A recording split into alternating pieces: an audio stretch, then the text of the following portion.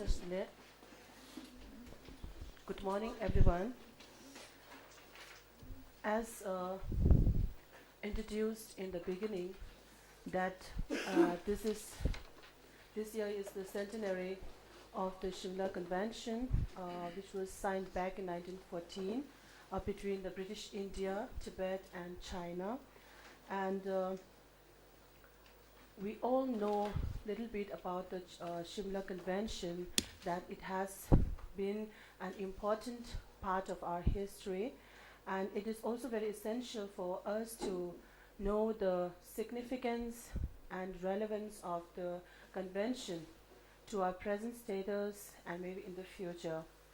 So, as have said in earlier session, that we have a series of conferences on the Shimla Convention this year, and in order to commemorate the year, we have speakers, different speakers speaking on the same topic from different perspectives. So, for this panel, the second panel of the discussion, we have two speakers, Professor Abanti Bhattacharya ji and Mr. Jigme Ishii. Uh, Ms. Professor Abanti, she's going to speak from the Chinese perspective on McMahon Line, and Jigme Ishila, he's going to speak on the Shimla Agreement in the context of three isms: realism, nationalism, and imperialism. So, in our earlier session, we have heard much about the Shimla Convention from the Tibetan perspective, and also about the international status of Tibet in 1914 and before that. So we are thoroughly with this knowledge, and now we we will hear about the Chinese perspective on the convention.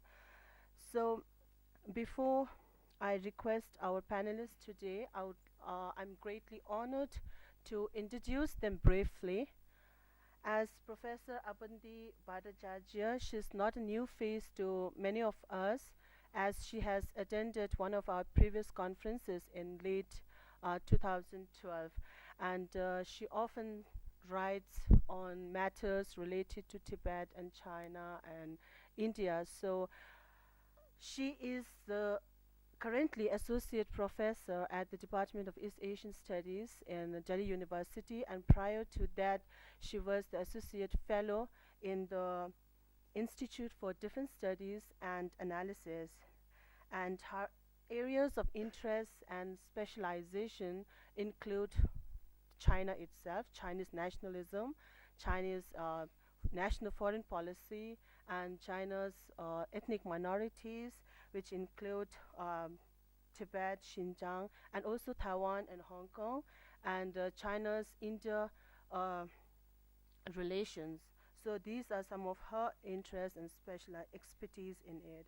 And regarding her academic publications, there are many in the list, and some of them are: she has 13 peer-reviewed journals, 7 chapters in edited works, 10 book reviews, 2 policy papers, 26 articles, 18 web commentaries, 42 paper presentations, 5 major research projects, etc.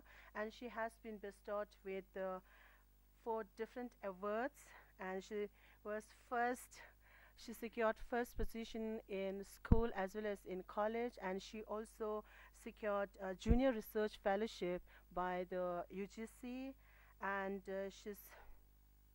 she also got scholarship from Chinese government in 2000, during which she studied Chinese language at Fudan University in Shanghai. So this is just a brief introduction about Professor Abanti Bhattacharya.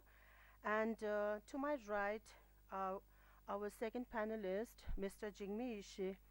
Uh, though he may be a new face to many of us, but definitely he is a source of inspiration to many of the Tibetan youngsters, as he is a PhD student in Jawaharlal Nehru University, and currently he's working on topic of challenges of China's legitimacy in Tibet, issues of hegemony and contestation from 95 to 2013.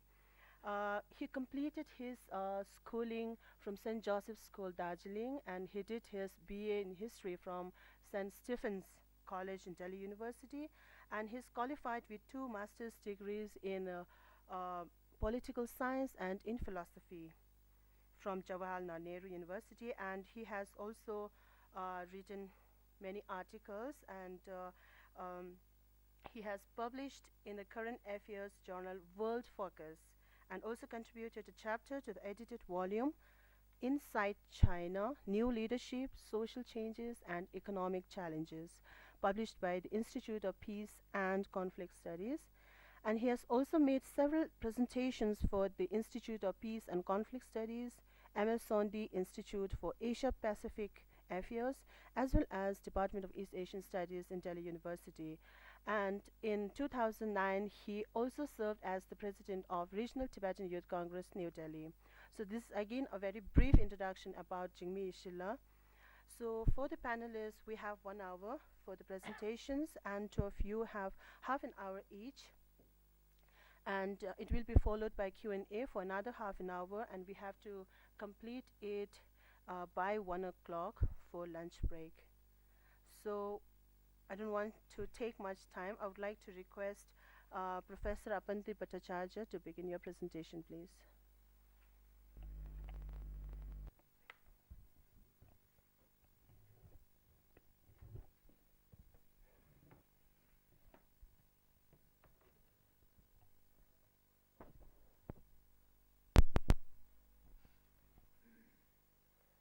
Thank you, Jay.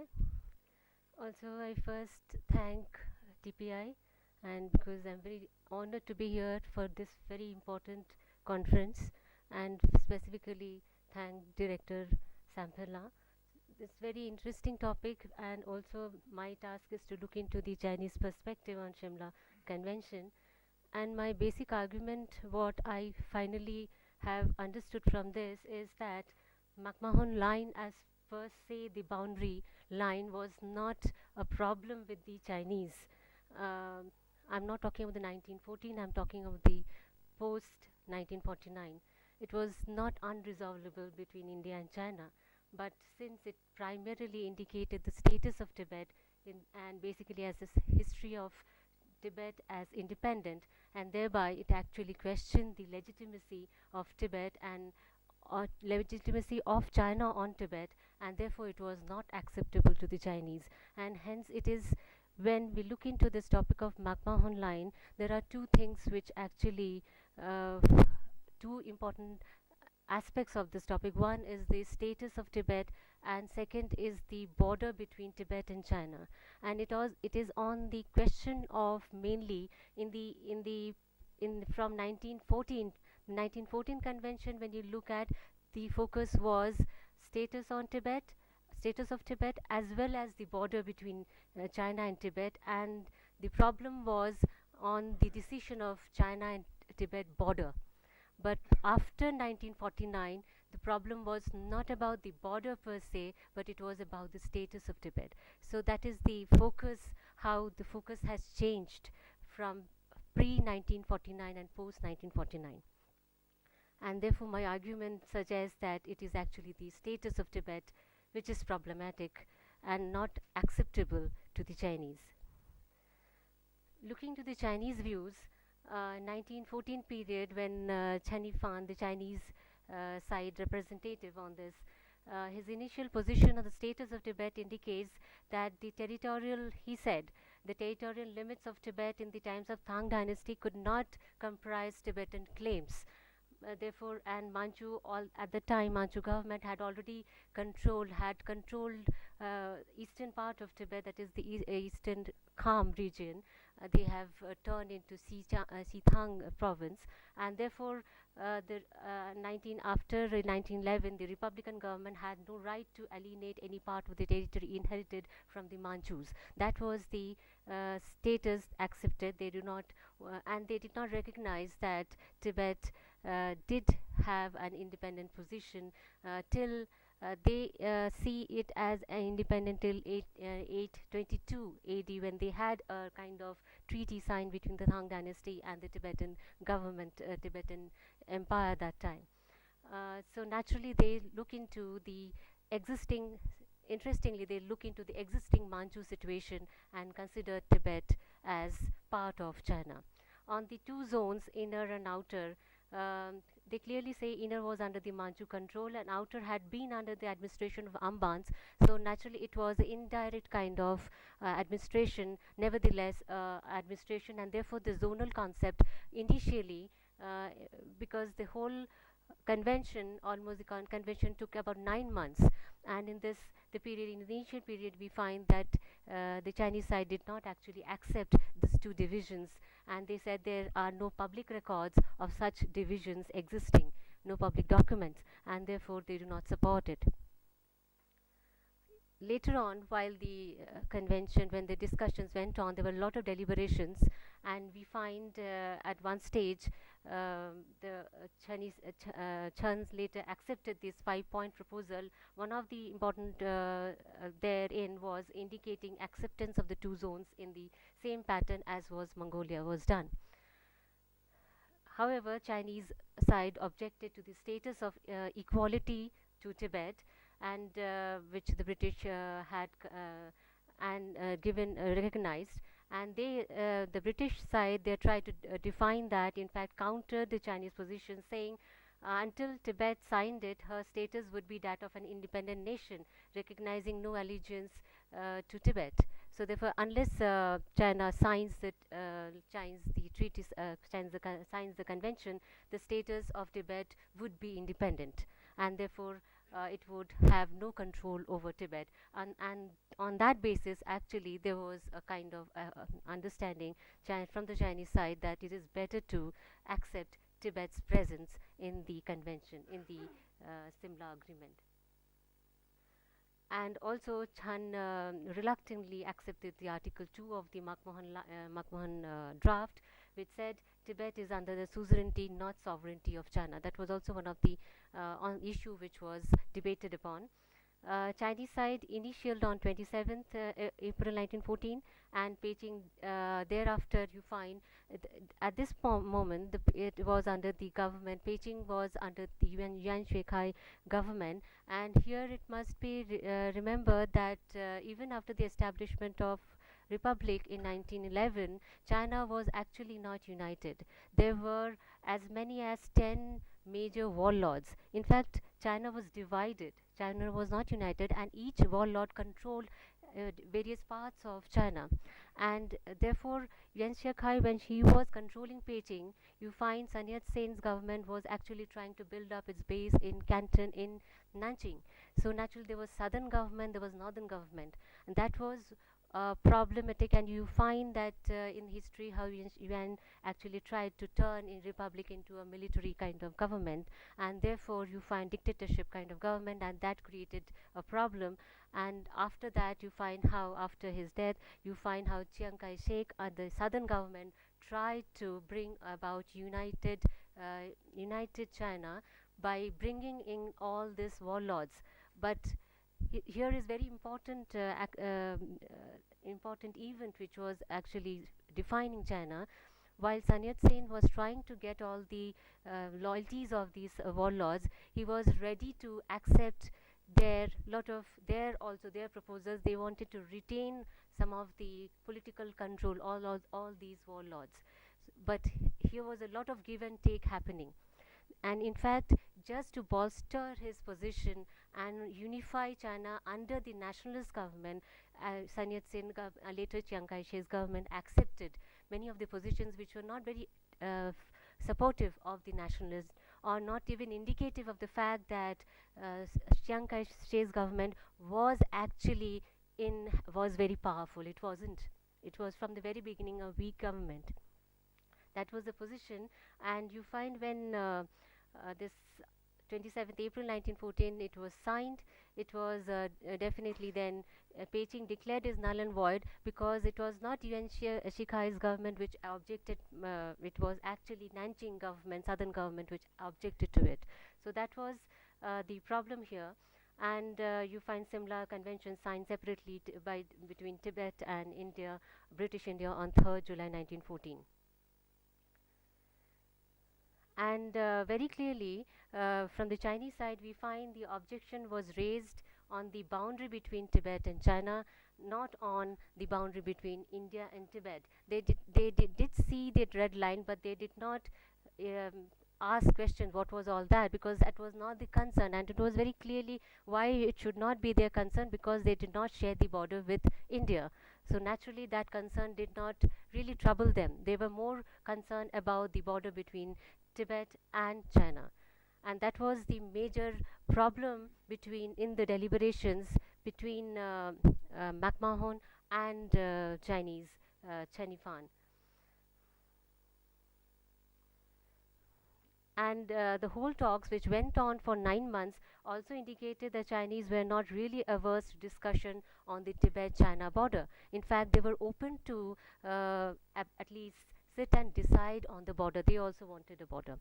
It is also not clear that really whether they really wanted to bring central Tibet under its control, complete direct administration, because it was not under, it was not a province of central Tibet, was never a province of China. And when they actually were deciding on the, when they accepted under this 1914, previously they had already brought Xinjiang and Xinjiang and Taiwan. Xinjiang was brought under direct province of direct administration of China in 1884, and Taiwan in 1887. And then they turned their attention to the to Tibet, and first they turned their attention to the eastern part of Tibet, and therefore the inner and outer Tibet. Many research now show that inner and outer Tibet is not actually the British discovery or invention or device strategy. It was based on the existing reality which McMahon found at that moment, at that point of time, where the Chinese actually expanded and almost control Eastern Kham and turned into the province. Eastern Kham, the Sithang province was created, and therefore it was almost part of the eastern Tibet, not the whole of it, was almost under the Chinese. On the basis of that Chinese control and the Tibetan influence, the idea of inner Tibet and outer Tibet was devised. Of course, it had its also some of its influence from the Mongolian case, and also this whole inner and outer Tibet, which suits the idea of buffer. The idea of buffer is also very not just it's an idea of the British India. Idea of buffer was very much part of the Russian system. Today we find this Ukraine problem. It is also the idea of space. They understand idea of controlling or idea of security in terms of space, that is buffer. Throughout history, Russia has understood in terms of buffer, and right from the Tsarist, right from the Tsarist government. So it was not, there's nothing new, but in the British India also understood the importance of buffer. So therefore, the whole inner and outer Tibet understanding evolved.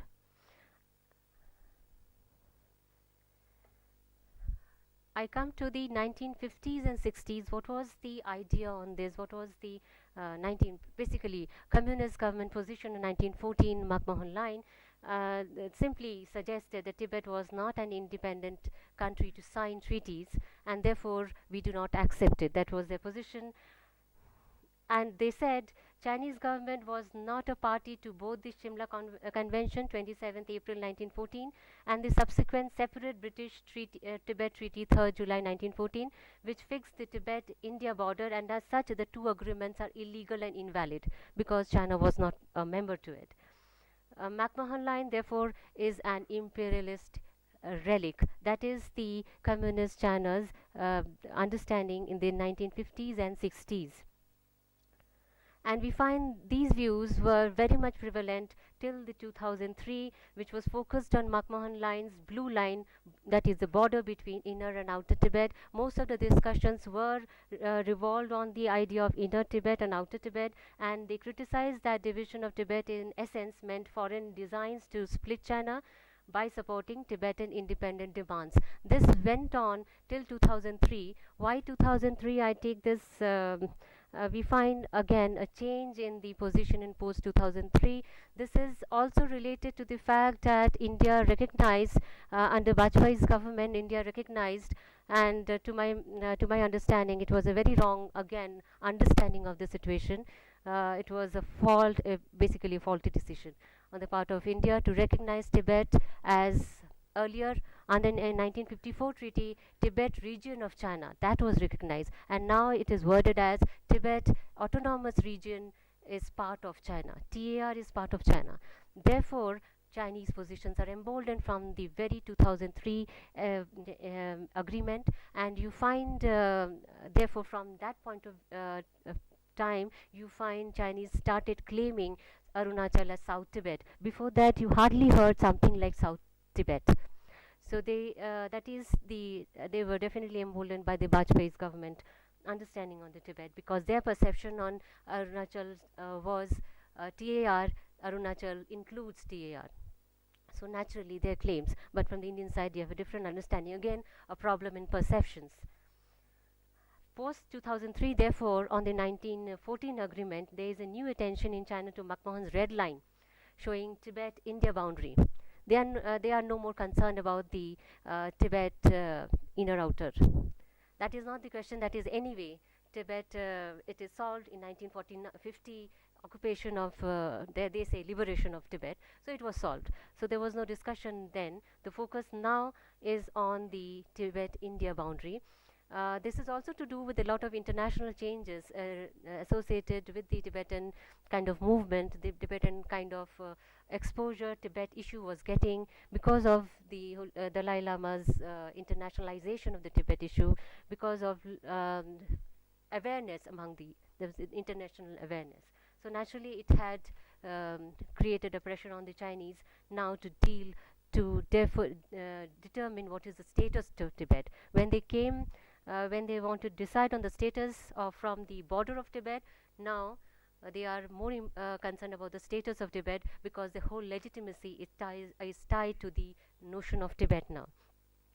And therefore you find the certain writings like, in the last 100 years, hostile powers abroad and Tibetan separatists at home have continued to revisit the Shimla Conference and the McMahon Line in order to pursue Tibetan independence and occupy Chinese territory, and the Tibetan separatists, with McMahon Line as basis, allowed the British to take away China's territory of 9,000 square kilometers step by step.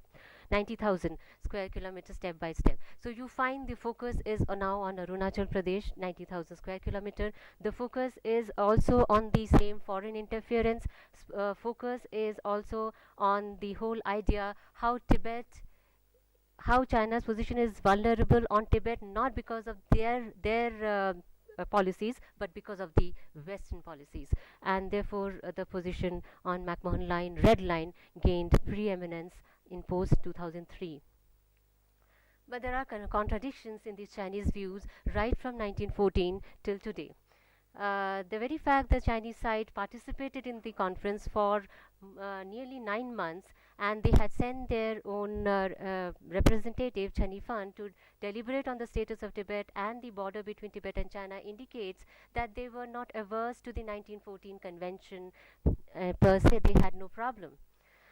They in fact they did want to decide on a kind of border between Tibet and China. And we find Yuan Shikai's government saying, in fact, showed they were sincerely anxious to arrive at an amicable arrangement, and in principle, therefore, they had no objection except on the Tibet-China border.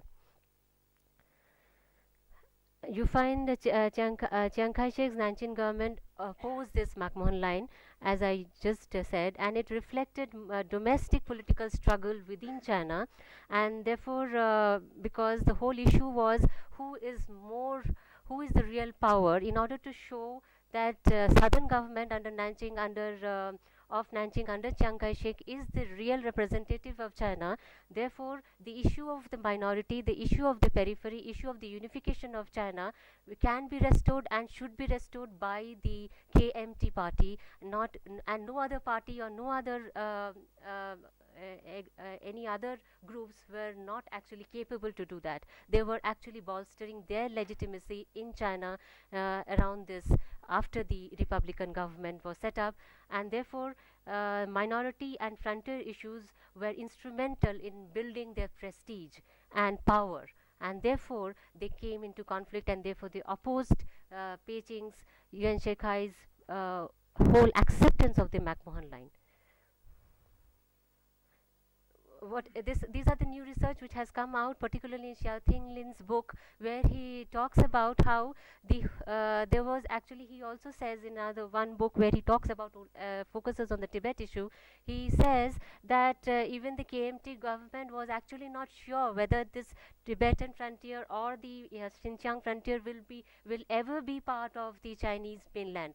It was not, they were not sure, but they kept that rhetoric that they will be able to bring that the minorities and the periphery that belongs to China, and therefore their claim to their legitimacy was based on bringing this minority, because it was more rhetorical, quite a bit was rhetorical. They did not know that they had so much of power to really bring them within China, bring all these areas, but it was mainly to defeat the other forces and be the unifier of China or the representative of China. So it was it is mainly about their domestic rivalry, domestic factional politics, rather than real considerations of the periphery. That is his Xia Lin's book talks about. And the contradictions which we find later on, that in post 1949 we find China settled the border with Burma based on the same McMahon line, which indicates McMahon line, first of all, which they said it does not exist, it does exist, and it is not an imperialist relic. So the idea that they say it is imperialist relic is actually invalid, because that is just a kind of their own that's a pretext to real actually want to not want to actually support the case of the Tibet. It was more of the problem of accepting Tibet status. Therefore, they use that word imperialistic relic. And also there are series of letters which were written to Nehru, which also indicate letter written to Nehru in January 23rd, 1915. Where he in fact said that China wanted to have a realistic attitude towards McMahon line. Only nations like India and Burma are concerned. That means he wanted to decide on the McMahon line. He did agree that McMahon line exists. And Chow En-lai again in 1960 visited Delhi, and the territorial dispute, he said, was an issue of a limited and temporary nature. And connected to something else, that is Tibet. He called for an overall settlement. So when he was actually saying that this McMahon line was not actually the real factor dividing India and China, it was the status of Tibet, which he clearly mentioned to Nehru. Again, in a letter, 4th November 1962, Zhou Enlai considered to Nehru that in the eastern sector, the line of actual control coincided in the main with the so-called McMahon line. So actually, they accepted the line of actual control and the McMahon line almost same. Even today, the line of actual control, which is actually the McMahon line. So they do not have real objection to the line per se or the boundary per se. Again, on the sidelines of the Geneva Conference on Laos in July 1962, a meeting was held between Chen Yi, Foreign Minister, and Indian that time Defense Minister Krishna Menon, and therein, which Ambassador Arthur Lal's book, he was also one of the member present in that meeting. He's writing that Arthur Lal's quote here. Chinese said that they were not thinking of disturbing the McMahon line. What was important to them was to gain clear title to the territory through which they had modernized the road to Xinjiang. So that was their perspective. That was the whole idea, to have India recognizing China's Aksai Ching. That is the perspective they had. It was not about McMahon line. Till 1962 July, we have the 1962 war in October. In July 1962, still they were thinking in these terms. Now, what is the reasons for Chinese intransigence on the on the McMahon line, which also Dawa Norbu's book and also many of his writings indicate that boundary per se was not unresolvable issue. I have quoted from his writings.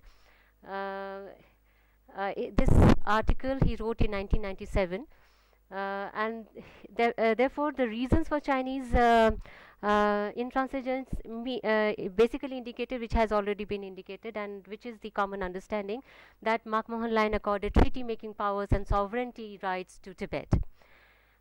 Also, 1914 agreement validated that India did not share the border with China but with Tibet, and hence the agreement had two parts: one to demarcate the border between Tibet and China, and the other between Tibet and British India.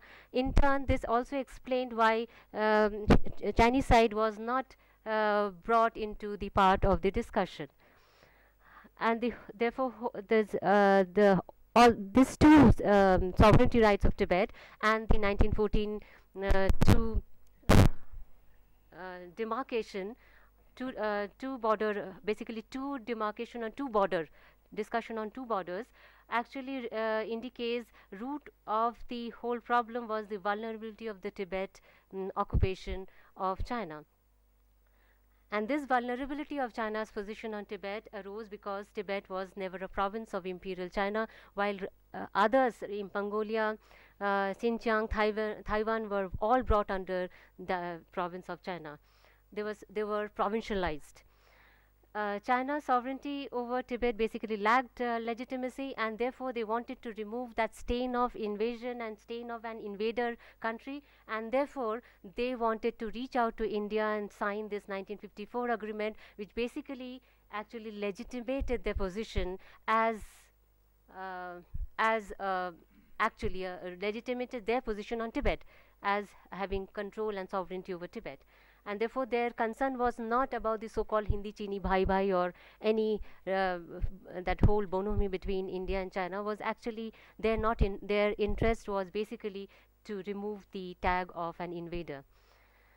This was also a period when PRC was not a member of the United Nations. It was Taiwan which was sitting in the UN, and therefore it was also did not have that international standing, and therefore that was one of the reasons for vulnerability. The added reason for vulnerability is the international situation. It was the era of Cold War politics, and there was the threat of American forces using Pakistan as the base for operations against Tibet. And in fact, we find the CIA activities going on, and it was basically again here in this conference we are not deliberating on the American perspectives, not on the 1914, but America had actually never supported the Tibetan case.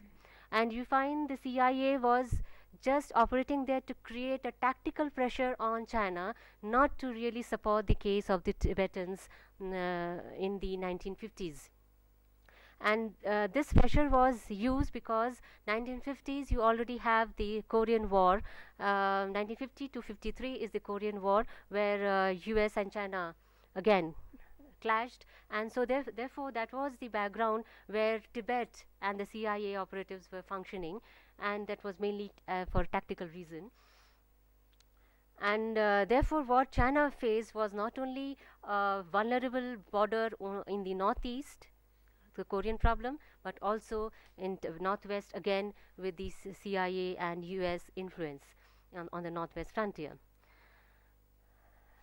And also, more importantly, and Xia Tinglin's book again points out that the national influence in Tibet and Xinjiang persisted. In fact, after they fled to Taiwan, Chiang Kai-shek's government tried to contact the earlier leaders in this ethnic minority communities, because as already I was saying that in the nationalist government whole idea was to reach out to the minority population, reach out to the elites who were controlling the minority regions. And during this time they also created institutions like Mongolia Tibetan Tibetan Affairs Commission. So these are institutions. There are also academy, Tibetan Mongolian Academy, to create minority bureaucrats to handle the situation. So there was a kind of, as if they are part of the, there were also Tibetan representative office established in Beijing. So you have all these through, all these were used of as in the morning. It was, there was a lot of forces. There were pro-Tibetan, pro Chinese Tibetans. So that facilitated a kind of Chinese nationalist hold onto this elite in the minority, among the minority elites. And after the defeat of the Chiang Kai-shek's government, he tried to revive these former ties with ethnic minority communities to fight the communists. And this was a major challenge. In fact, that was the this particular 1911 book, which 2011 book, which Xia Tianling has written, which brought out this very important fact, though he does not link it with the vulnerability issue, but this was indeed I think the most important factor driving communist China's positions on the McMahon line and on Tibet. And we find nationalists also collaborated with the CIA. It was not that that India collaborated with the CIA, which is the image given by the Chinese, but it was a nationalist KMT which was collaborating with the CIA, and they also sought help of Tibetan Buddhist prelates who fled, had already fled to Taiwan in 1949. And therefore you find this kind of arrangement was being worked out, and therefore you have that vulnerability, added vulnerability also because of the geopolitical location of Tibet. Right from 1890s you find the nationalist Manchu reformist writings that echoed the strategic location of Tibet, and they identified Sichuan as a courtyard and Tibet as a screen, and therefore it was necessary to defend the defense of Sichuan is important, and therefore need for control over Tibet was important, and therefore the whole idea was how the periphery, importance of the periphery in the defense of the core. In fact, if you look into the Chinese history, which is a continued position till today, they had faced most of the invasions from the northwest, from the nomadic incursions from the Xinjiang region.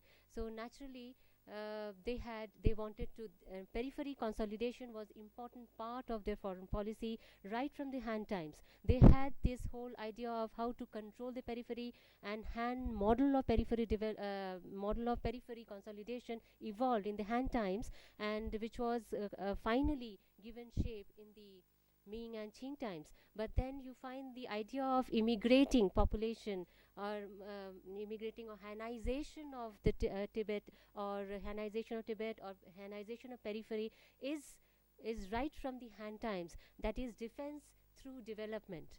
That is, you find that was the primary understanding how to tame the periphery, immigrating the population, and also through defending through military presence of so defense through development was one of the important ways of therefore settling Chinese population into the periphery.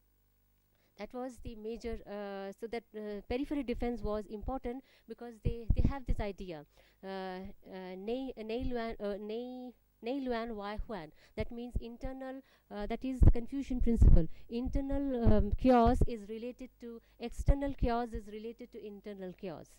That is the whole Huan and Nei Luan. Luan and Huan both means chaos. Therefore, they say if there is internal chaos, it will invite foreign aggression. So, therefore, they always try to, in their foreign policy, the periphery is very much part of their foreign policy. Therefore, minority areas is very much part of their foreign policy right from the Han times. So, it was their understanding, that is the strategic understanding of the borders. Therefore, borders had to be controlled. Therefore, borders have to be created, and therefore the Great Wall.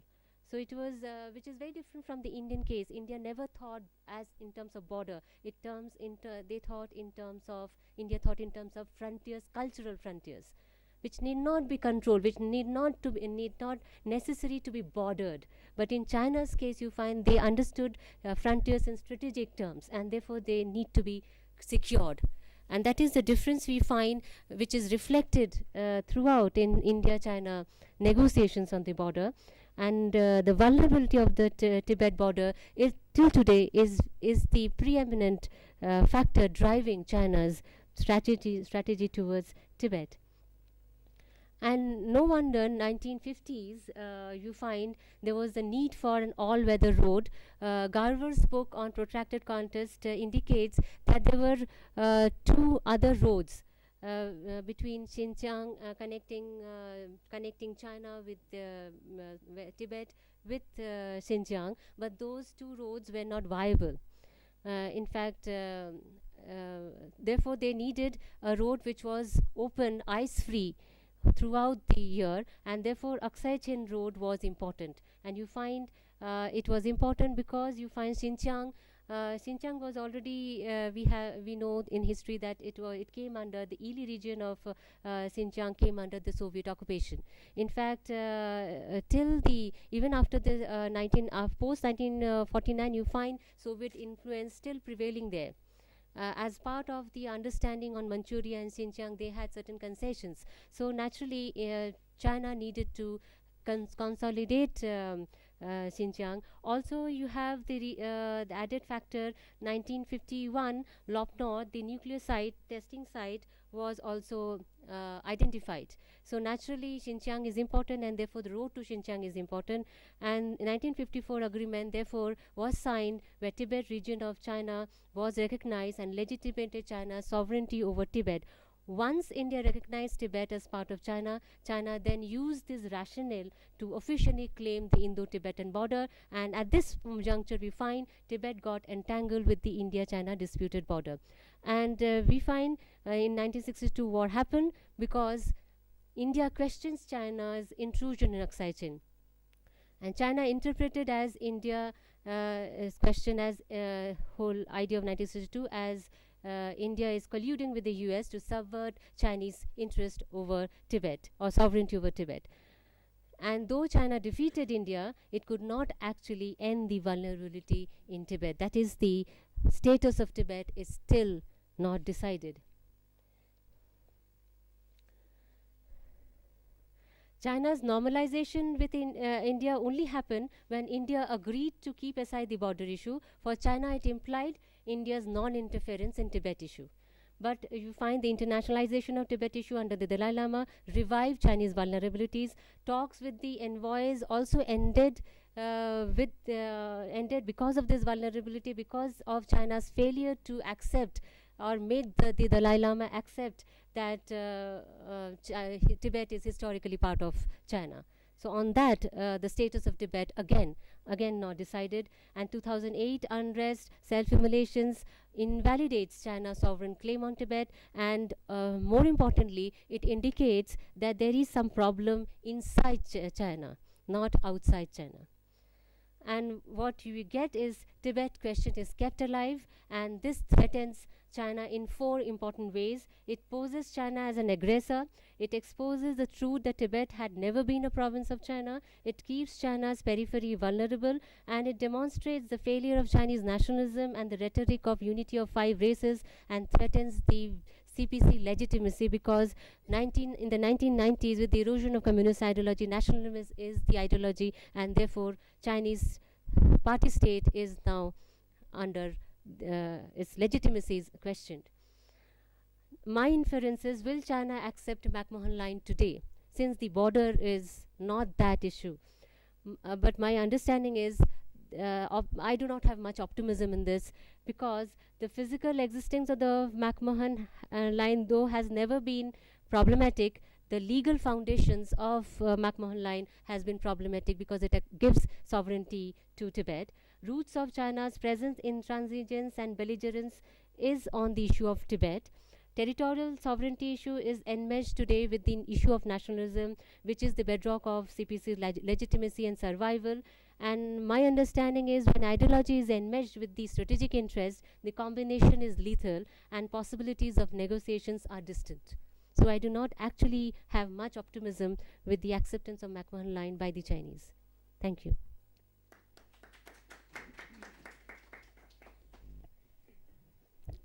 Thank you.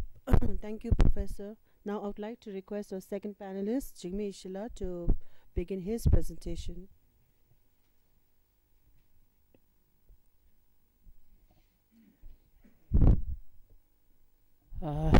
Thank you, Chair. As well as on behalf of the other presenters as well as myself, I would like to thank the Tibet Policy Institute for giving us the opportunity to make a presentation, especially on a very important topic, the Shimla Convention, 100 years, a centenary of the Shimla Convention. In Delhi, especially among my own friends as well as in the university where I'm studying in JNU, among few scholars, there is this tendency to simply sweep the Shimla Convention under the carpet because they consider the Shimla Convention to be problematic for India-China relationship. Whereas on the other hand, for us Tibetans, the Shimla Convention, it's highly important, as it was mentioned in the morning sessions, as it truly deems Tibet as being an independent country, as a country that was able to ratify treaties. Therefore, there is this strong understanding going on among policymakers as well as especially among social scientists and scholars in different parts of the world, in places like Delhi, to simply ignore the whole notion of the Shimla Agreement and therefore to a certain extent justify China's further claims over Tibet. And hence I feel it's really a wonderful thing, especially for me as a young researcher, to be able to be given this opportunity to come forward and make a presentation among policymakers, especially among young researchers and individuals who are working with the CTA. My presentation is basically on the context of the Shimla Agreement, contextualizing the Shimla Agreement in the three isms, that is realism, imperialism and nationalism. These three can be understood as important themes in international relations, or more precise in geopolitics. It can be considered to be centered around the nation, which is the central actor in their interactions. A common thread which runs through the three is the idea of self-interest in a situation which can be deemed anarchic. It is in this background of the three isms that the Shimla Agreement of 1914 between British India, Tibet and Republican China can be understood. Many would argue that such an understanding simply generalizes the whole issue, which is true to a certain extent. And personally for me, I'm not a huge fan of realism, neither of imperialism, no one is, nor of nationalism to a certain extent. Because what I feel or what I believe is all of these three isms, to a certain extent, to a greater extent, it dehumanizes the human being.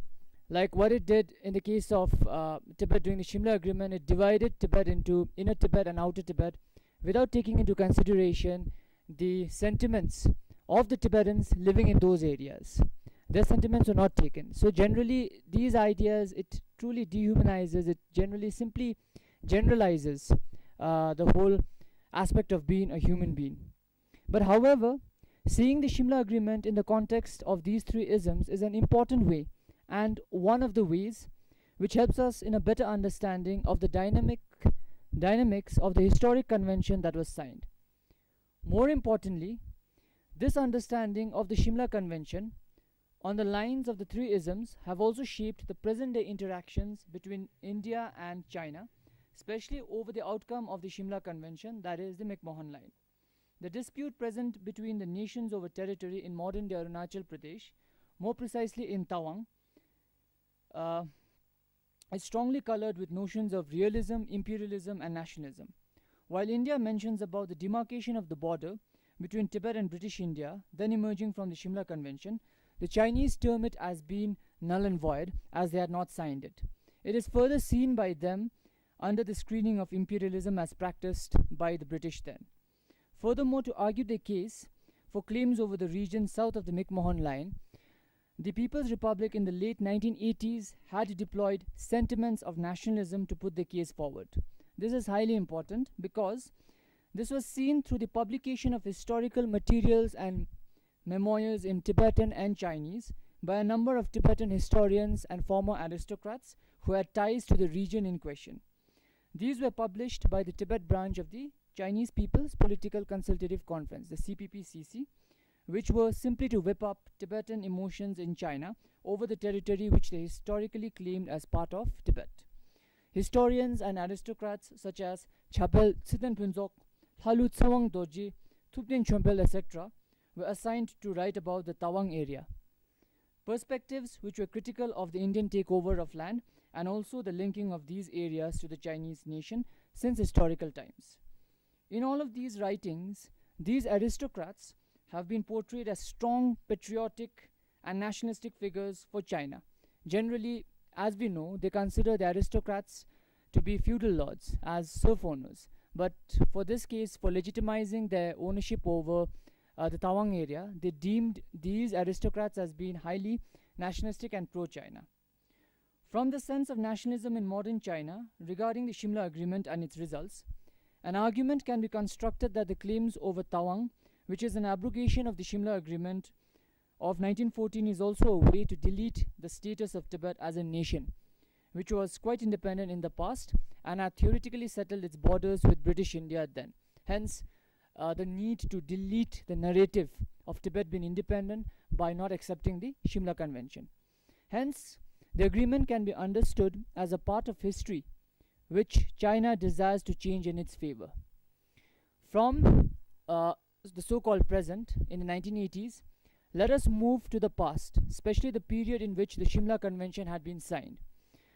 It was signed especially for resolving the Tibet problem, securing a buffer zone between British India and China, and ensuring peace and stability in the region as World War I was approaching, especially in 1914 onwards.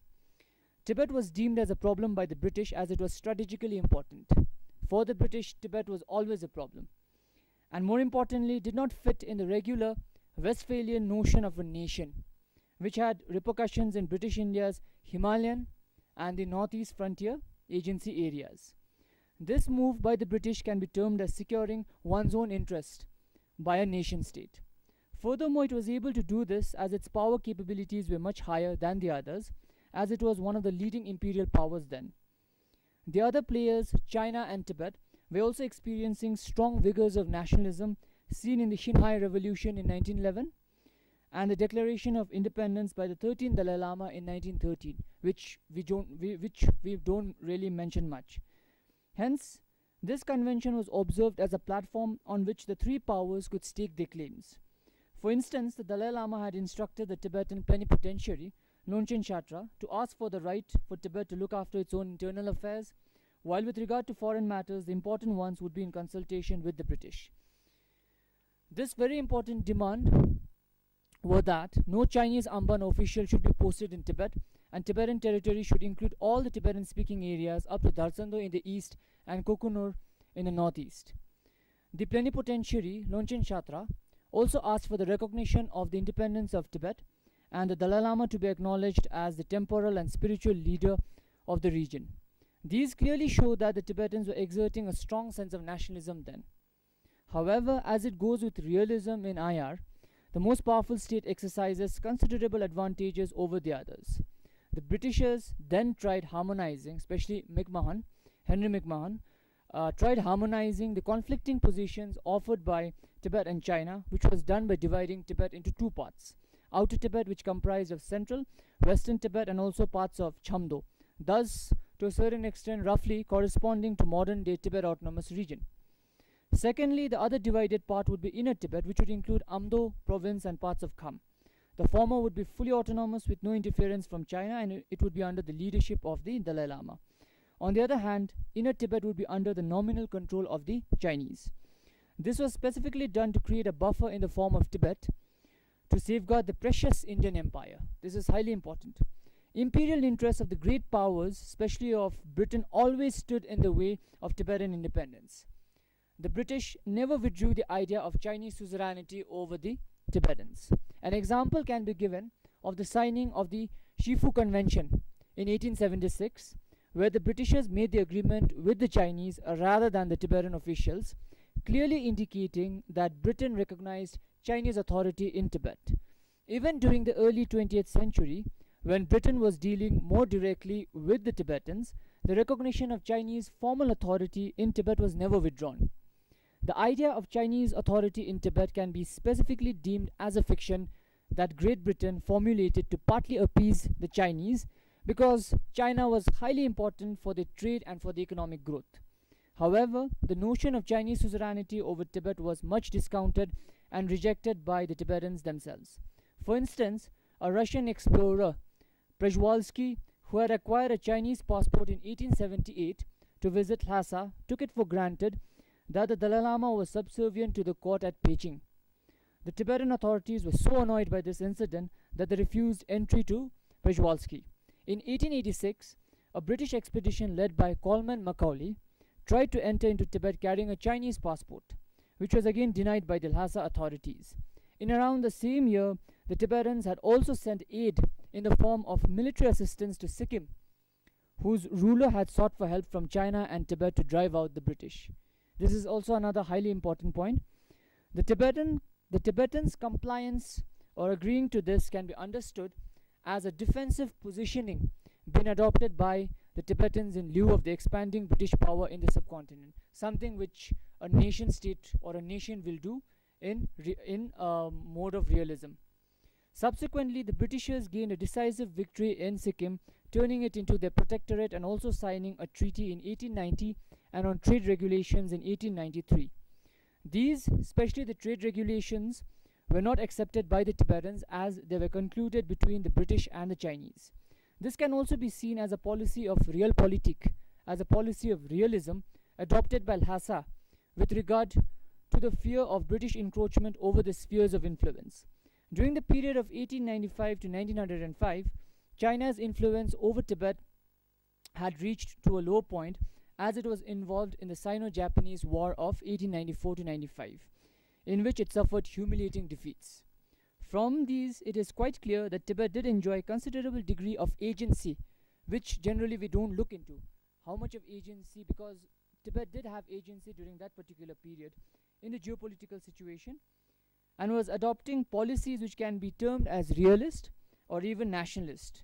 During the end of the 1800s, Tibet can be further deemed as a playground for ambitions of realism, imperialism, and nationalism when it was turned, as was mentioned earlier by Tashipunzula, into the site of the so-called great game between Great Britain, China, Russia, but also we need to include Tibet in this. There is always a tendency to forget the role that the Tibetans were playing, whether as a participant or as an object of the great game. The Russian involvement in Tibet started with the Buryats and the Kalmyks, especially Agvan Dorjiev, who was also a debating partner of the 13th Dalai Lama and has been portrayed as a liaison between Lhasa and the Tsarist government. In 1900-1901, records show that a Tibetan delegation had visited St. Petersburg in Russia, and there were endless reports of a build-up of ties between Russia and Tibet which alarmed the British as they felt a threat to the Indian Empire.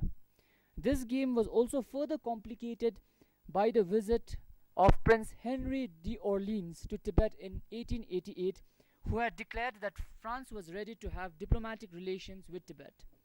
It was already a power strongly entrenched in Southeast Asia, especially in modern-day Vietnam. In 1902, rumors of a secret agreement between China and Russia with regard to Tibet as an exchange for preserving China's integrity by Russia was brought up, which alarmed the other powers, especially over here the British again.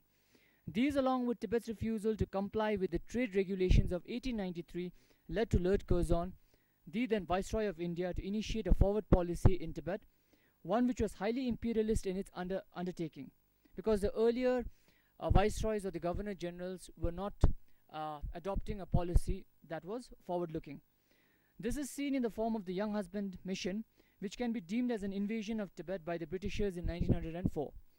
After the defeat of the Tibetans, the Britishers marching into Lhasa and the 13th Dalai Lama going into exile, the Britishers imposed a treaty on the defeated Tibetans with no Chinese intervention. However, the Chinese notions of suzerainty over Tibet was brought back in 1906, with them signing a treaty with Britain, again in Peking. Along with this, the Chinese government started the realist imperialist forward policy under the command of General Cao Erfeng, who in 1900 troops had entered Lhasa with the Dalai Lama going into exile in India.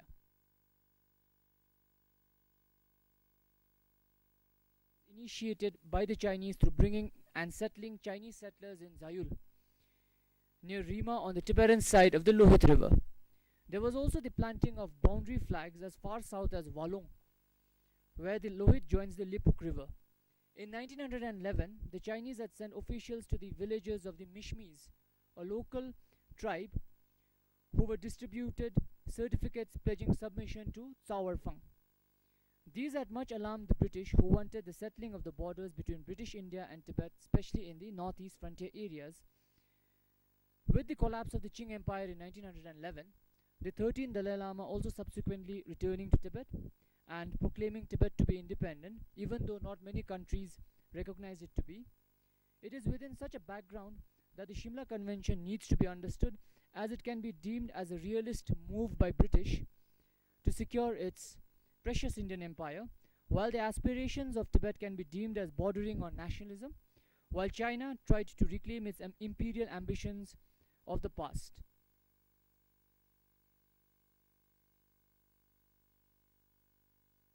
British India and Tibet are not signed by China to something which happened almost 20 years later.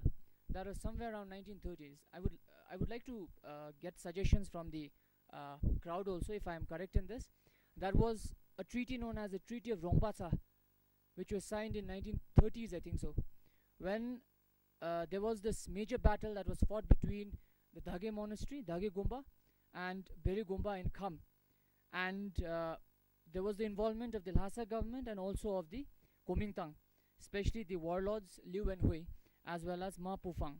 In respect to this, my understanding of this whole incident, whereby the Lhasa government, the central government, came to the aid of Dharge monastery and also tried occupying historical Tibetan areas, can be termed as a policy of realism, as a policy of expansionism that the nationalistic Tibetans, to a certain extent, they were trying to do.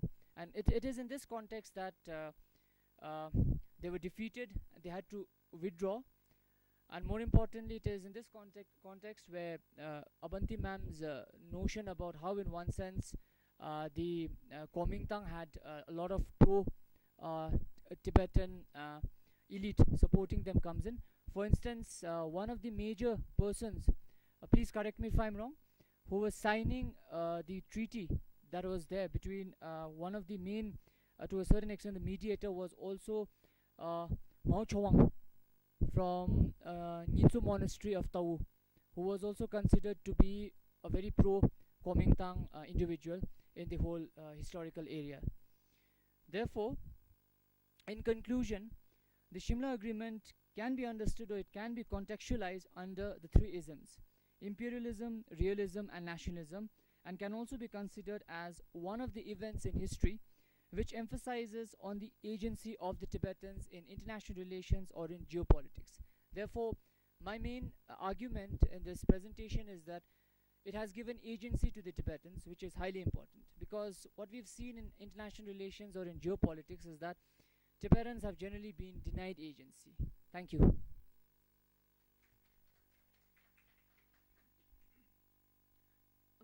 Thank you, Jigme Shila.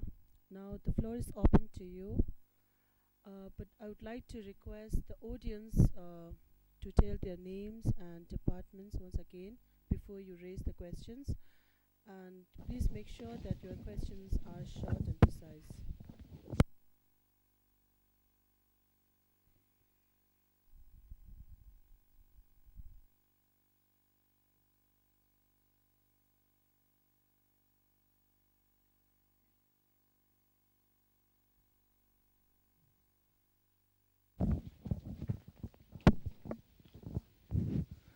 This hello. This question is for Professor Abandi. Perhaps it's a hypothetical question, but my question is: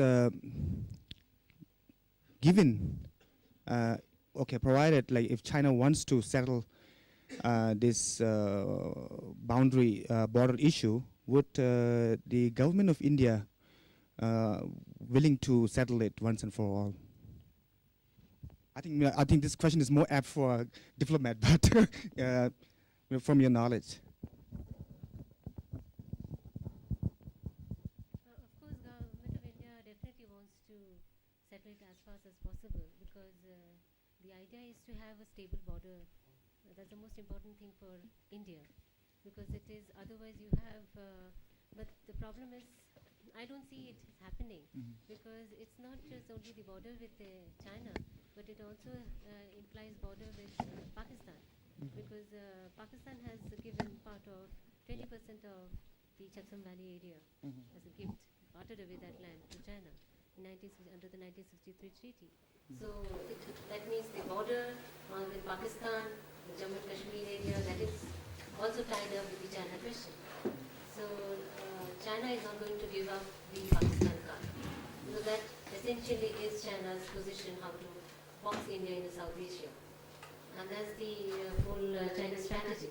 And therefore Pakistan factor has actually reinforced in today's international security environment. And for China it has reinforced.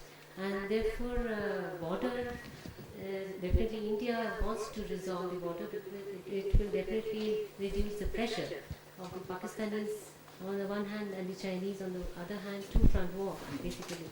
So naturally for India it is, but India also knows it's not easy, and the whole idea of China's, the way they negotiate, actually it is to drag it is no more border talks, we are talking this representative talks. They are no more talks, they are not about border talks, they are about managing now. They have reduced to a kind of managing the relations, not about resolving the border anymore. From the Chinese perspective, that is the position. As was observed even with the Tibetan envoys, till 2010 or 2011, the last talks? 2011, right? 2010. So the same thing, they stopped it when they, because 2010 is also the period when China is already, we see China, very strong China, assert with China rising. 2010, after the 2008 financial downturn, you find, and also 2010, you clearly see China more asserting its power in South China Sea. So it's clearly also on the border. So it's a buying time strategy. It is to have a protracted talks. They will similar strategies with the South China Sea, the COC, the document. They are not signing it. They are simply holding talks after talks. There's just informal talks. The same way the border talks has reduced to kind of informal talks. So they won't solve it. But India is definitely key. I think in that sense, like the other question that pops up in my mind is like in the mid 50s, I think like there was this talk of territorial swap, which I think Prime Minister Nehru rejected. So in that context, I think given today's India's position, that opportunity was in a way lost. I think that is something recognized within the Indian policy makers' thinking. Is it so? Yeah. There's of course also the thinking which was at that point of time, 1950, that Aksai is also India's area, and Arunachal, the Nepal area was also India's. So why there is a discussion on the areas which belongs to India? Why bartering away that land? Why the swap? Swap only happens when you are not sure that area belongs to. That's the India's position on, because if you see the documents, India's Aksai area actually was within the India's border, but it was not. It was left undefended because, according to Nehru, not a blade of grass grows. That is typical non-strategic understanding of borders, which is very different from the Chinese. Not a blade of grass grows, so it is not resource area, therefore no need to control it and no need of administration. Since it was left vacant, China just came in for their own strategic reasons. So for India, Aksai definitely belonged to the Indian side, and therefore, and the Nepal area was also McMahon Line decided it was belonging to the, for India, both the lands belonging to India. So why this whole in fact, the idea of western sector, eastern sector was not also acceptable to the Nehru government. Even Nehru himself did not understand why there's a border, two sectors. It is one border for India. So that was also problematic. So there is no question of swapping, because again, western eastern sector itself is not acceptable. Then why even swap east west? But I think, like, again, like, coming to this question, because this is my area of interest. So because, like, I think in '88 when Prime Minister Rajiv Gandhi, he went to Beijing, he again in a way brought up this issue of territorial swap, if I'm not wrong, and it was in a way rejected by the Chinese government. It is. I did not hear of the swap. I'm not sure about the dates, because not during the Rajiv Gandhi's 1988 visit. There was, in fact, a lot of. Now, recently, they were like in the talks. Indian side definitely raised the question of swap. Now, Chinese definitely don't agree to it. They don't even listen to it. So, swap does not now. There is no question of swap unless Chinese government decides to do so. But then. Rajiv Gandhi's visit was it could only happen when the whole idea was accepted by the Indian side that they will de-link the issue of border in India-China relations. That is to keep aside the problematic relations. Deng Xiaoping's notion of not joint development, issue, keep the contentions at the back burner, focus on the more issues of trade and all that. So that was the therefore the beginning of India, and that was the compulsion anyway from the Chinese side. That was the necessity. Indian side also was the necessity to reach out to the Chinese. Thank you.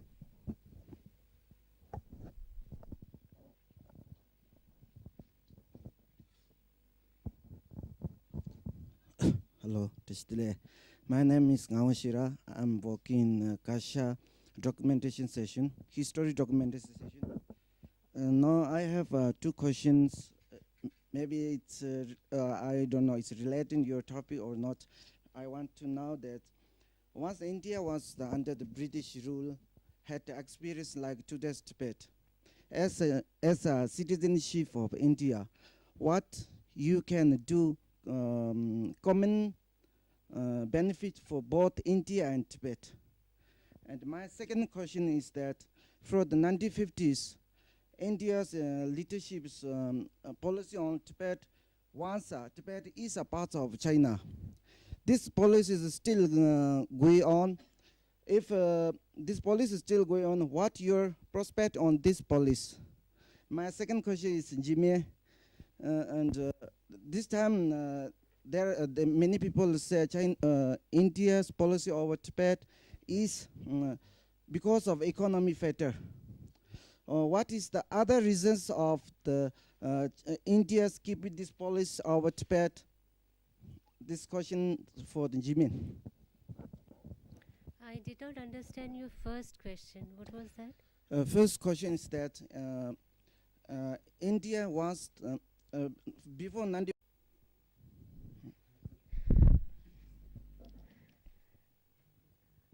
I'm not very clear what you're really asking. Maybe citizenship.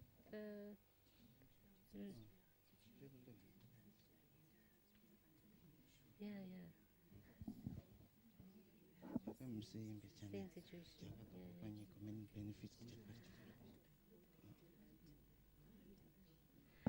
The point is, India has actually muddled up this whole Tibet question from the very beginning. So it has never really, because India never understood. It is, I won't say India, because it was a definitely different strategic culture. India did not understand in a strategic sense the whole issue of Tibet. So it was definitely following what the British were following, keeping Tibet as a buffer. That was the understanding. It is basically to continue the British policy. It was not to revisit. It was again because it did not want to control. If taking a definite, therefore also that is one. But the second part is Nehru's own policies, which are really have problem to accept, because he oscillated it, because when there was a dilemma in Nehru's position, because when Tibet could have given a seat in the United Nations, Nehru did not support. So we don't understand, because it is plainly, because I think that was mainly because if you really understand, if you try to look into Nehru's policies, what was Nehru's vulnerabilities, because India was at that time in a very vulnerable situation internally, because you had this entire partition happening. India almost more than half was under the princely states. There were 500 more than 550 princely states. They had to be integrated. That means India was internally divided. They had to be internal. There was the problem. There was the problem how to define the states, and there were linguistic movements between, and there were riots. So India internally was burning. There was a question of partition. There was the after effects of partition, and then the J&K raids on the Pakistani tribal. And so naturally you had a whole problem of internal vulnerability. Nehru's position was he is not a Chinese, bred in Chinese real politics strategy. He was very much influenced by liberal policies. He was he was talking of Asianism, brotherhood, creating a peaceful Asia. That was his upbringing and ideology, which was defining his strategy. And to achieve that, he thought to have a peaceful, to buy peace. In order to buy peace, reach out to the Chinese. Therefore 1954 agreement, it is not, he knew it was difficult, but he thought if he does not reach out to the Chinese, there will be a problem. Communist China, it is again a different Cold War politics is on. Communist China may have a problem with India, and that is an added insecurity for India. And here on the other side, on the other frontier, Pakistan frontier, US was pressurizing India to join the capitalist bloc. And 1954, US-Pakistan signed the Defense Alliance Partnership, Alliance System, Alliance Treaty Agreement, and therefore it was also asking India to join it. It was this pressure, and Nehru's position non-alignment, which is again at that point of time was misunderstood as neutrality. It was not neutrality, it was freedom of action, not to interfere. India will decide its own future. Therefore, to have freedom of action, and the whole non-alignment policies was formulated. And to serve that non-alignment policy, what was needed was a peaceful periphery, and therefore reach out to the Chinese, knowing very well the Chinese are a threat. Chinese are a problem. And therefore moment 1950, you find Tibet was invaded. India occupied those loose ends, like even took a definite position on Tawang by February 1951. It brought it within the Indian administration. Then it reached out to the other, Nepal, Bhutan, and signed the friendship treaties, created a new buffer. So that understanding happened only after the 1950 invasion of Tibet. So you find Nehru was actually in a dilemma. He wanted this whole idea of peaceful Asia, and working towards it. And the whole idea of peace was necessary for internal cohesion.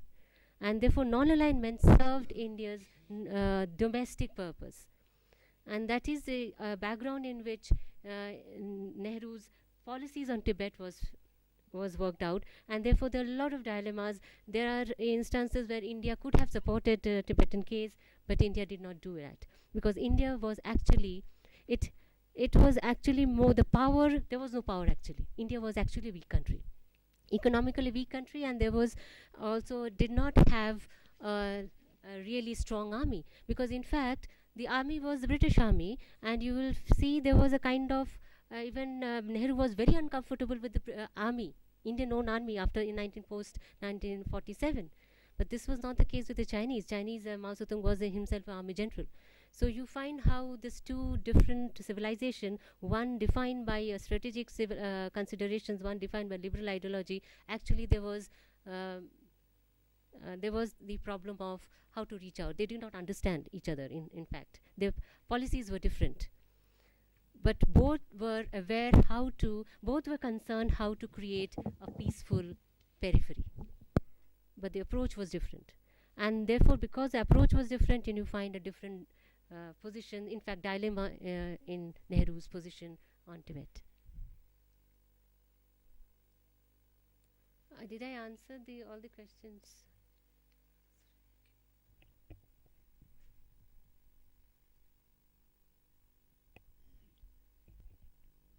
Thank you for the question. The major factor, as you've mentioned, is economy that drives India's policies with Tibet, on matters of Tibet with China. But apart from that, the way that I see it is also most of it has been answered by ma'am, the other factors and all. But another important factor is how, in one sense, is the logic of a nation state, because India, China, they are both nation states in the making. Still, they are in the making. They've not yet completed the project of nation state. So in this case, the important factors which comes in are factors like Kashmir, factors like the Northeast with regard to the Tibet issue, because these two areas, these are the areas that India doesn't want others to touch. It is extremely squeamish with regard to Kashmir as well as the Northeast. In the same way, China with Tibet. So it is mostly the logic of a nation state. In my presentation, one of the main points that I wanted to mention was Tibet to a certain extent lost out in this project of nation state making. Tibet has always been a victim of this whole project, and as these are peripheral areas, whether it is Kashmir, the Northeast or Tibet, they are facing the brunt of this project of nation statehood. So that's the major factor, the whole project of nation state making, where both China as well as India, they are participating in, and that I feel is the major factor. My question is to Professor Upandi. In my limited research on Shimla Convention, I've come across few reports about the bilateral talks on border issues between Indian and Chinese representatives. And in those reports, what stands out is the total lack of historical proof or record or documents that substantiate Chinese territorial claims. So all the claims that they make were actually made by former Tibetan government. So the only thing they could harp on was the McMahon line was sort of an imperial legacy. So other than that, so what's your take on the Chinese on these talks that are going on and about the validity of the Chinese claims? I mean, I completely agree with you. I mean, that was the situation. There was nothing, no documentary evidence to prove Chinese control over these areas, particularly eastern Tibetan, because these were Tibetan areas. Identity, Tibetan, this Tibetan race, these are all dominated by Tibet factor. But you see, what Jigme was just actually mentioning, it was the period, 1840s is the period, this is the post-Opium War period when China has been ripped open by the Western powers, and that was China first time a civilization state. It was a civilization state, not a nation state, which did not understand in terms of boundaries. Suddenly woke up and realized that its boundaries are being now questioned. And the whole idea of unequal treaties, where it began to lose territories after territories. The sphere of influences began to appear. German having Shandong, England, Britain having Yangtze Valley area. So these were how it began to lose territories, and therefore it woke up to the issues of sovereignty. Sovereignty issue is very much part of the Western understanding of nation state. With sovereignty issue is associated the idea of territoriality, demarcation of boundaries, state, a sovereign absolute ruler with a definite territories. This is the nation state which confronted a civilization state in 1840.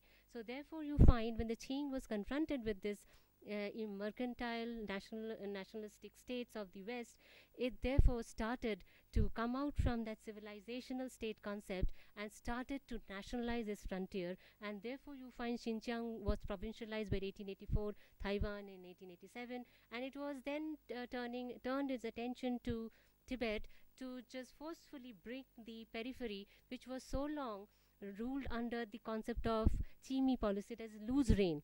That is, if in Tibet case you find priest relationship, that is a loose reign, no direct reign administration.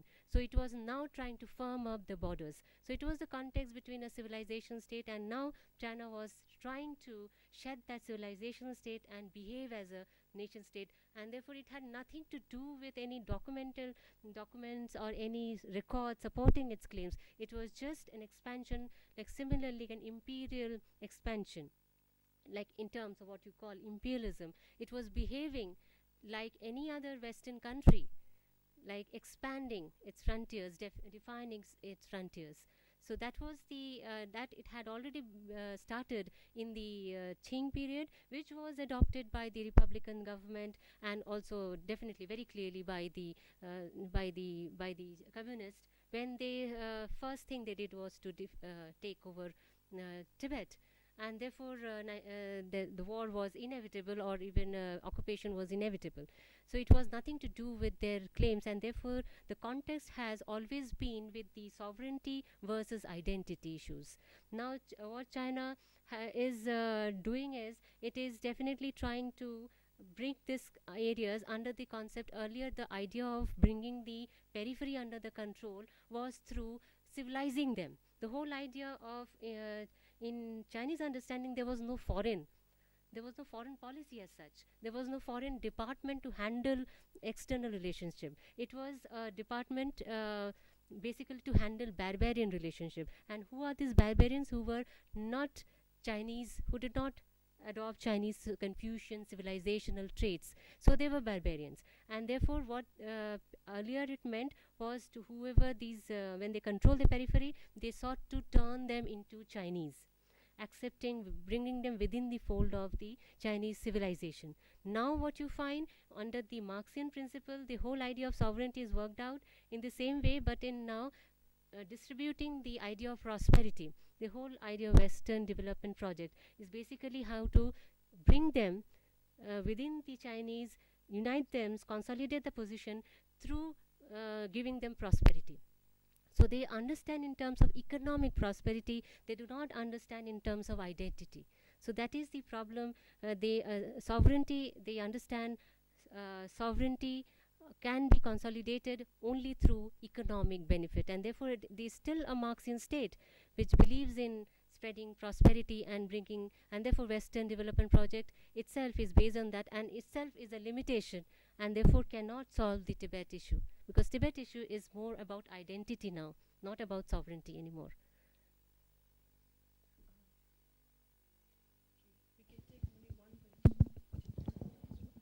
Thank you for your presentations.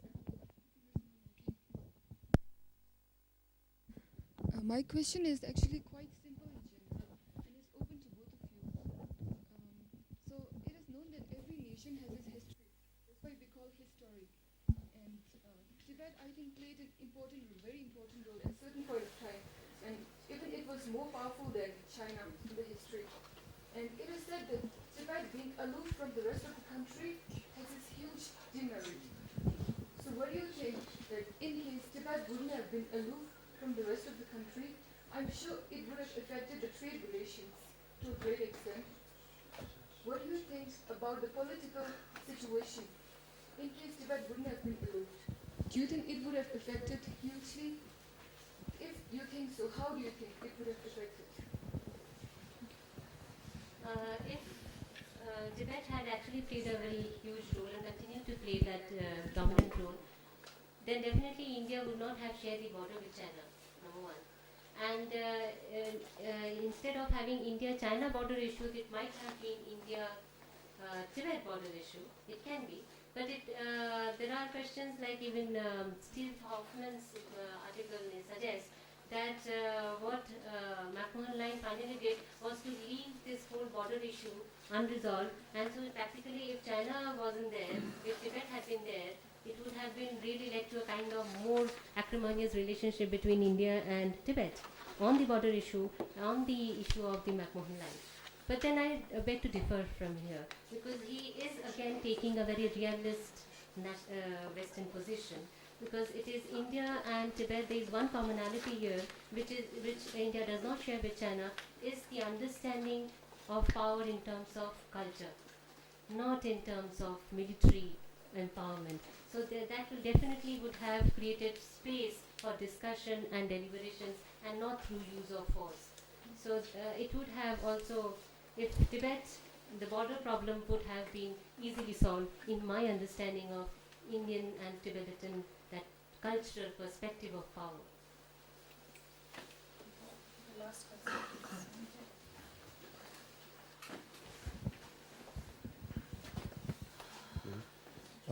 My name is Rinzin. I'm doing PhD in Madras University. I'm currently here for field survey. I have one comment and one question. The first comment is, as you have mentioned in your presentation to Professor Apanti, you have mentioned that in one way, the Shimla agreement with the in context with the McMahon Line, with the British India and China and Tibet has not been recognized. But in another context with Burma, they have legitimized this. So it's a logical reason that they have to accept that too also. That is my comment. And the question is, you have, if I have not mistaken, you have mentioned that the U.S. support to Tibet guerrilla warfare, the 4 river and 6 ranges guerrilla. I think, is it the contradictory views from the Chinese, or is it your view? Because from my perspective, though we are not a witness to that history, but from my understanding and the common understanding of all the Tibetans is that the CIA has supported Tibetans. They were taken to the Colorado. They were trained there. There was weapons were supplied. But due to the Henry Kissinger secret visit to under the Nixon president, has withdrawn that supply or support. So, if it is not supported, yes, I am not saying there is no technical reason. There must be some technical reason. But if there's no support, then can you give me some insight into that? Thank you. I understand the US position similarly, the way kind of support you see with Taiwan. They use that word strategic ambiguity. It is never clear whether they will come forward and stand by Taiwan case. Similar with Tibet. In fact, in the 1950s, in the Eisenhower government, when he went to as a representative on the international issues when Tibet was invaded. He went to talk with him to brand China as an aggressor country and take the issue in the UN. Then Eisenhower, in fact, he said that don't place this issue as an invasion, put it under the human rights violation. So basically what the American did was kill the Tibetan movement, turned it to an independent movement, self-determination, to a more milder human rights movement. So it is the America which has actually killed the Tibetan movement, in my understanding. They never wanted support Tibet. There was no outright support for Tibet, only CIA activities, fine, because that will create a pressure on China, and they can deal with the Chinese on the Korean issue, as well as on the Taiwan issue. They were simply, in fact, the whole idea how they built up the Japanese alliance system with the alliance system in Japan, with Taiwan, with South Korea, it was mainly not to support them, but to clip their powers, so that they do not challenge US. They are partners in US hegemony in East Asia. So that's how US has actually created its own power base in East Asia. In that power base, Tibet actually did not matter. Tibet did not even strategically matter to the US. So naturally there was no support except for tactical pressure on the Chinese.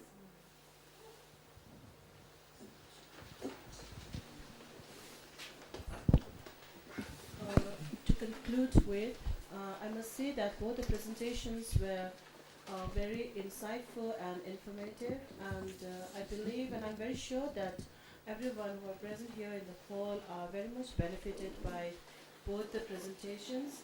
And on the behalf of Tibet Policy Institute, I would like to extend my hearty thanks to both of the speakers and also to the audience for being so attentive and patient.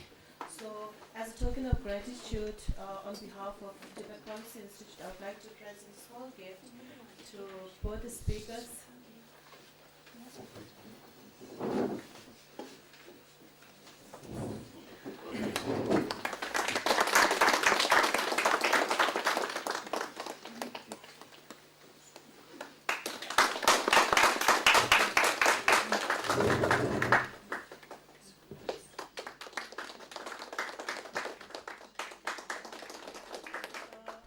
I would like to request the audience to be on time at 2 o'clock because we have a third round of panel discussion with Tenzin Norgay as the speaker. Thank you all.